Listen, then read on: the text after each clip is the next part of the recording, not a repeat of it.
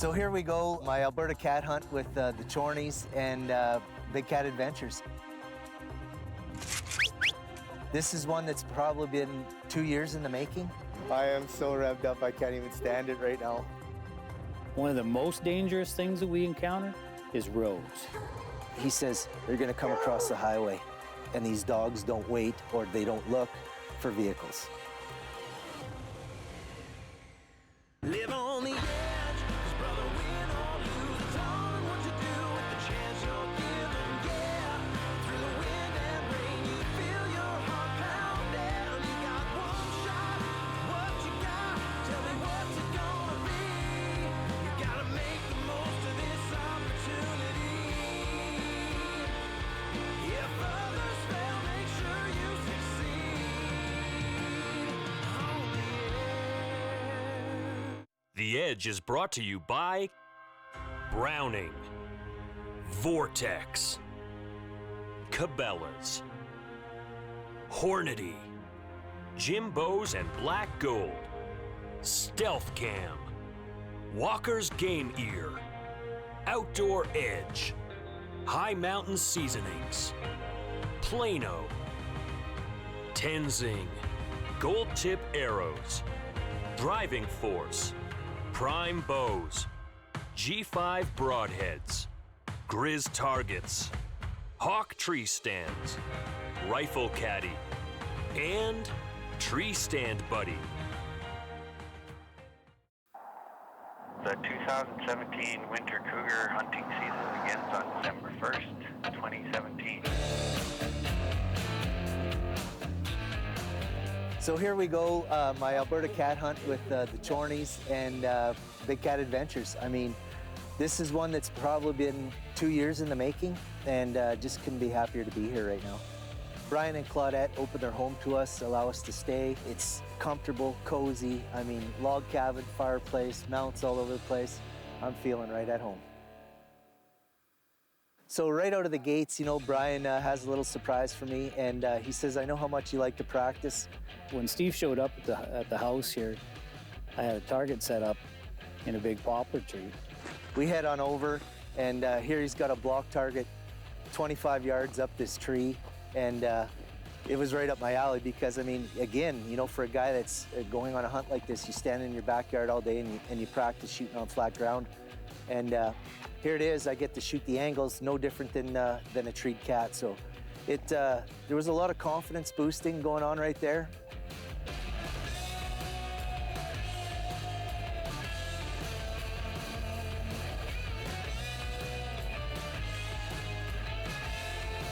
You know, I fired, I don't know, maybe 15, 20 arrows. And by the time darkness fell on us the first night we got here, I was oozing with confidence for the next day.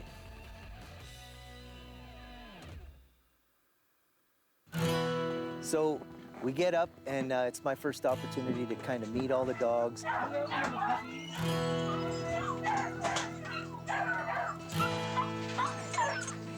Come on, guys, go.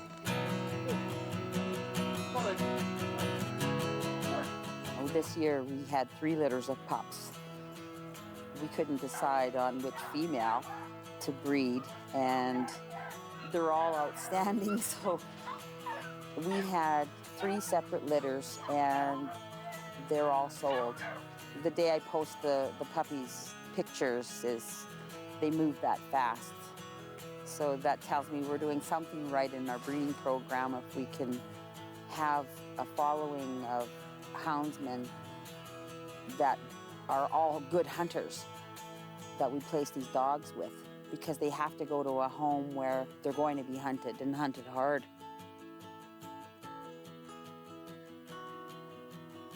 You know, we've been hunting cats for a long time, and, you know, we only take a handful of hunts every year.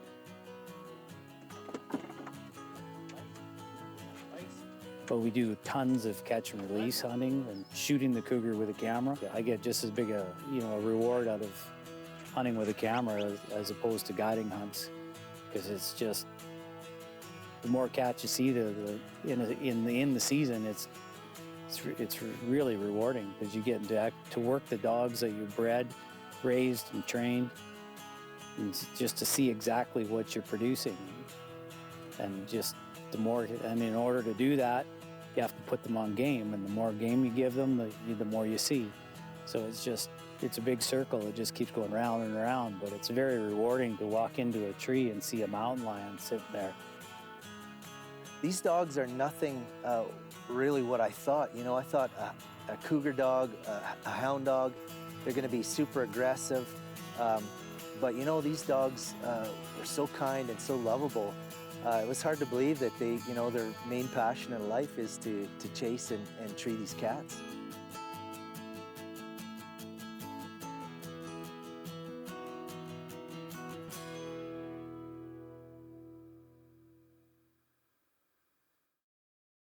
This segment brought to you by Jim Bowes Archery and Black Gold.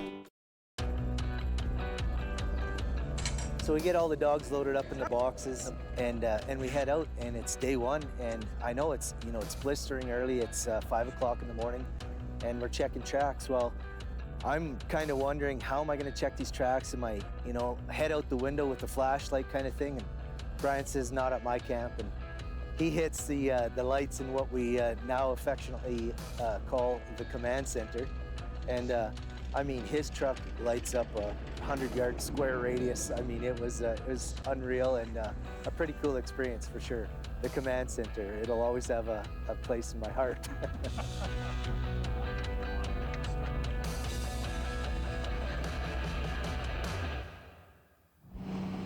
So first day, we're cruising down the road, and Brian's just like, there's one, jumps out, checks it out, old. Cruise down the road again, you know, and I'm looking out my window as we go by at every track, and Brian's clicking along there at 30, 40 clicks, and oh, there's another one, pulls over, checks it out, and I'm sitting there thinking to myself, how in the world is he seeing these tracks? You know, I've got my eyes peeled, I'm seeing holes in the snow, moose, deer, elk, I don't even know, and he's just pinpointing these cat tracks out. It was right then I knew that, you know, I'm gonna try to play a part in this hunt, but I'm really going along with the flow, because, I mean, he's got a keen eye, obviously sharpened right in to the task at hand. And here I am, feeling rather useless, actually, because I'm just a bump on a log going with the motions. And usually, you know, I can contribute a great deal. I've hunted a lot of different species, and I've even hunted cats once before, but never with a professional outfit like this. But it was kind of getting to me that, you know, I couldn't really contribute as much as I want to. But you know what? I put the pride in the back seat, and on this deal here, I'll be the first one to admit it. I'm the shooter, and I'm following around proficient hunters on this deal.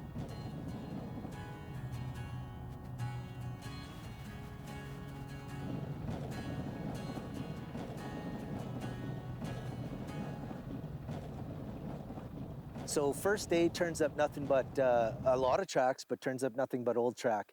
And weather conditions aren't exactly what we hope for. You know, we're gonna be shooting for a little bit of snow, fingers crossed, because everything we're looking at right now is old snow. And when I say old snow, I'm talking maybe 2 weeks.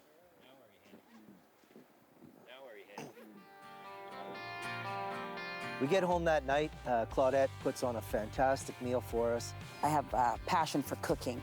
An outfitting business needs to be ran by a team of people.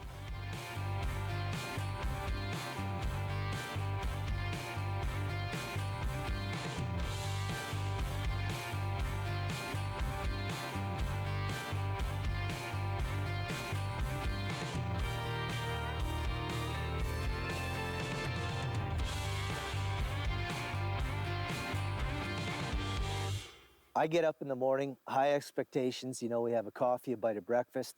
I walked outside just to check the temperature, and nothing. It hadn't snowed. Old man winter did not come through for us at this point. I walked back in the house, and I forget what we jacked around for about 10, 15 minutes, and I come back outside, and I thought I seen a flake or two.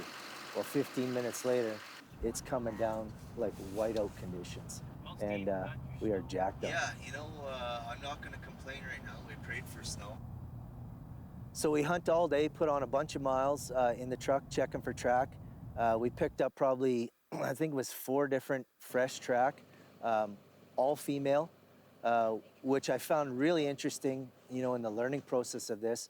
Brian would get out with his tape measure, he'd measure a stride, he'd measure the pad, and he knew right away. I mean, he's done this so many times with thousands of different cats, female, and get back in the truck and go again. It wasn't long after, and you know, darkness starts to set in, and again, we got our fingers crossed that the old man winter kicks in and does his part and lays an inch or 2 of snow on the ground for us.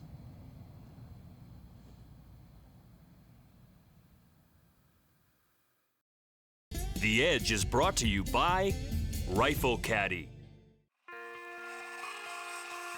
So here we go, the morning of day 3, absolutely revved right up, kid at Christmas. I mean, fresh snow, going to new ground, thermos of coffee, you know, sandwich baggie full of cookies. I'm good, golden, ready to go. We jump in the truck, you know, it's about an hour drive to where we wanted to start really hammering out these tracks. And we get down there, and of course it's still pitch black out.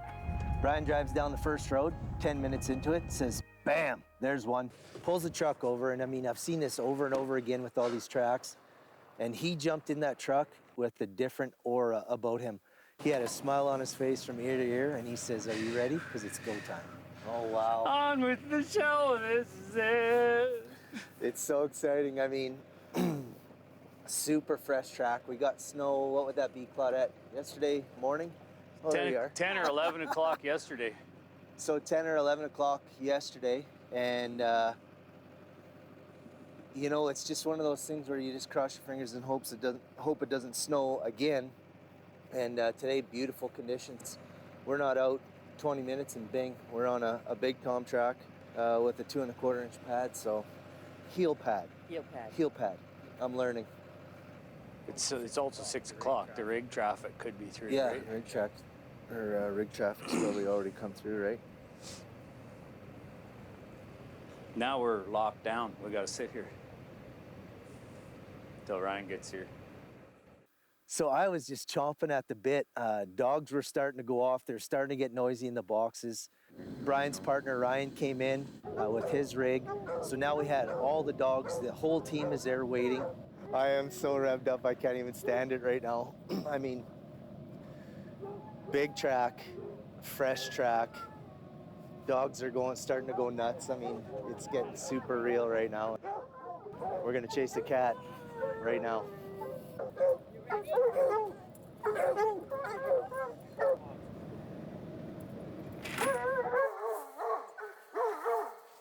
Well, I couldn't believe it because, you know, the dogs got on this track so fast, and I mean, they were out of there like lightning. It was so fun to watch, and to see this done in a professional manner so efficiently really blew my mind.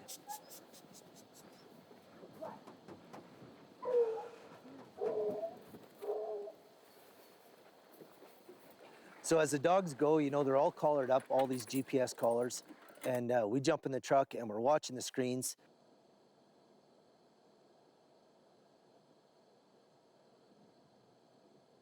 Okay.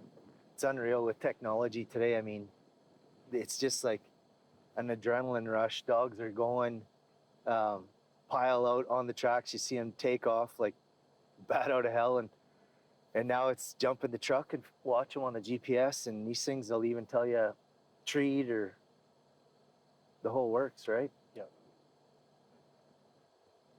Just a very intense situation, super exciting. And let them do their thing now and see what happens, right?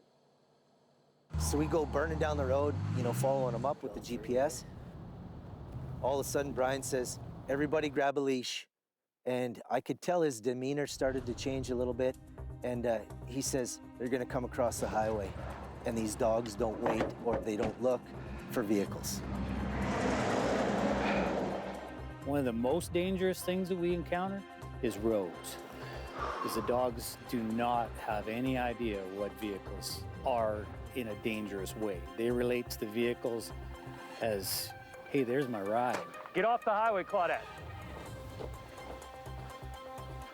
So my heart sank and I thought, oh man, You know, like I've already fallen in love with these dogs, and here they come, and you can see them on the GPS coming to the highway. We get lined out, and here come the dogs. Just the adrenaline rush watching that first dog come out. I went down there, grabbed him.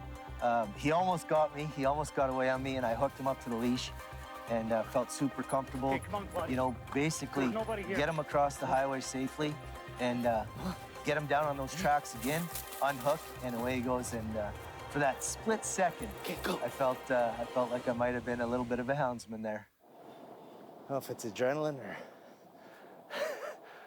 just vibrating. This segment brought to you by Stealth Cam. Hounds are barking, cats running. That's the name of the game. Well, these dogs just continue off. We got everything across the highway, cats going, and they're running them hard. And we get in the truck, we go around, we get up on this lease road, come across, and I thought I saw a dog go across, and Brian looks at me and he goes, was that a dog or was that the cat? And at the time I said, you know, I thought it was a dog. We go driving up there, we all kind of pile out of the truck. Dogs are really close, that's super apparent with the barking that's going on. And next thing I know, I see this tail going through the trees, and Brian says, they're right there. And I just looked up, and all of a sudden I seen this big, you know, 30 feet up in the air, this big splash of snow, and the tree starts to shake. And Brian looks down and he goes, treed, we got him. Well, I'm trying to keep my composure, but inside I'm freaking out. You know, I grab my bow, get everything ready. We go in, Brian says, you know, I'll be able to determine how much time we have, whether we have to shoot this cat right away, whether it's a good cat to start off with. And we get in there. He couldn't have been in a perfect spot, you know, a more perfect spot, especially for the TV cameras and stuff. He so easily could have nestled into a big evergreen, and, you know, you only see bits and pieces of him. But here he is in all his glory. Go, I mean, Yeah, boy! cat. Big old mountain lion up in a tree. Dogs did fantastic, and he looks like a great cat, and I'm super excited. And Brian says, you know, this is a cat we're gonna take for sure. But he says, don't panic, we have lots of time. So we actually got out, took a lot of photographs, got all the dogs tied up. It was awesome. And then what we started to do is we started to proceed to look for the best shot angle on this cat. Again, you know, we want to make this as proficient as possible. I was really impressed with how we were able to do that timing-wise. We got to, you know, the best possible location to take an archery shot, and that was it. You know, it's the houndsmen kind of look at you and they go, you know, our job's over. You're up to bat. Well, I got to tell you, you know, I was looking at that cat and I was looking at the angle of it in the tree, and it just hit me, you know, on the first night we were here, all of these practice shots and this target that Brian had set up for me, it was within probably inches of being 100% accurate. This cat was in a big poplar.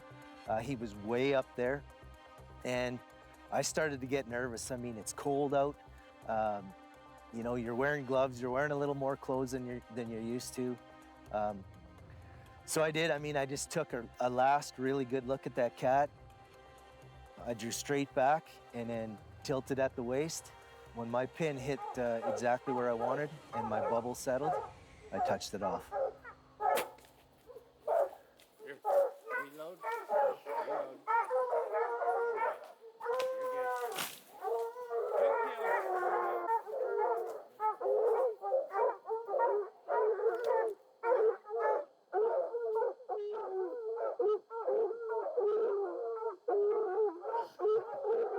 Good job. That was a good shot. He presented well there. Good call from back there. That was the way that angled through. Good shot, Steve. What a cat. Thanks, Nathan. Wow. Thank you. Man. Instantly, I knew this cat was hammered. I mean, that arrow went exactly where I wanted it to.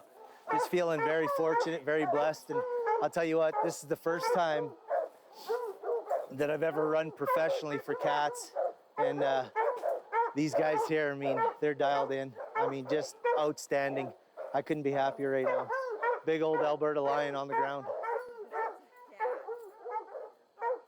That's a cat, huh? Oh, that's a cat, buddy. Thank you so much. You're so Paulette. welcome. I'm so glad you came. I'm so happy for you. He's happy for you. You know, for my first Alberta cat, I mean, I couldn't be happier. I mean, just a great big old Tom, probably, what, 3-4 years old, perhaps?